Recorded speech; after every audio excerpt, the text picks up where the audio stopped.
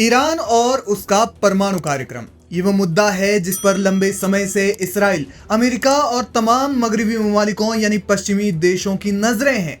हाल ही में अमेरिकी सदर डोनाल्ड ट्रंप ने अपने प्रतिबंध ईरान पर बढ़ाए, जिसके बाद दोनों मुल्कों के बीच बातचीत की संभावनाएं ठंडे बस्ते में जाती हुई दिखी।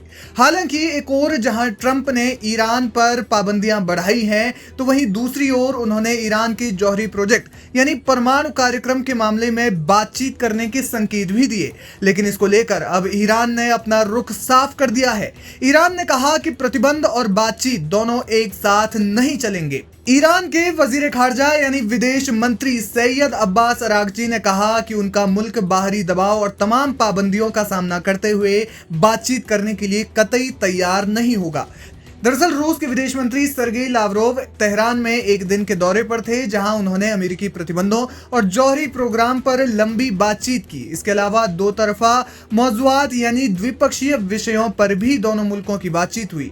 ईरानी विदेश मंत्री अब्बास अरागची ने इस दौरान कहा, वॉशिंगटन ने ईरान पर जो पाबंदियां लगाई हैं, हम उसके आगे नहीं झुकेंगे। ईरान तब तक अमेरिका के साथ सीधी बातचीत नहीं करेगा जब तक वॉशिंगटन अपनी पाबंदियों को खत्म नहीं कर देता। दबाव और धमकियों के बीच बातचीत बेकार है। अब्बास अरागची के अलावा ईरान के सदर मसूद पेज़ेश्कियान ने भी सर्गेई लावरोव से बातचीत की। उन्होंने कहा, ईरान और रूस के पास एक दूसरे के साथ सहयोग को मजबूत बनाने की मुनासिब सलाहियतें यानी उचित क्षमताएं हैं और हम तेहरान और मॉस्को के दरमियान बातचीत को मजबूत बनाने के लिए पुरअज़म यानी प्रतिबद्ध हैं। ईरान और रूस क्षेत्रीय मुद्दों पर एक जैसे ख्यालात रखते हैं और हम अपने क्षेत्रीय और अंतर्राष्ट्रीय सहयोग को मजबूत बनाना चाहते हैं। मसूद पेज़ेश्कियान ने भी इस बात को दोहराया कि पाबंदियों के बीच बातचीत नहीं हो सकती। इसके अलावा ईरान के supreme leader Ayatollah Ali Khamenei ने भी इस महीने की शुरुआत में कहा था कि अमेरिका के साथ बातचीत करना स्मार्ट मूव या काबिल एहतराम कदम यानी सम्मानजनक नहीं है। आपको बता दें कि अमेरिका और ईरान के बीच साल 2015 में एक परमाणु संधि हुई थी। इसे JPCOA यानी joint comprehensive plan of action नाम दिया गया था। इसका मकसद इस बात को यकीनी बनाना था कि ईरान का एटमी प्रोग्राम केवल शांति के लिए है।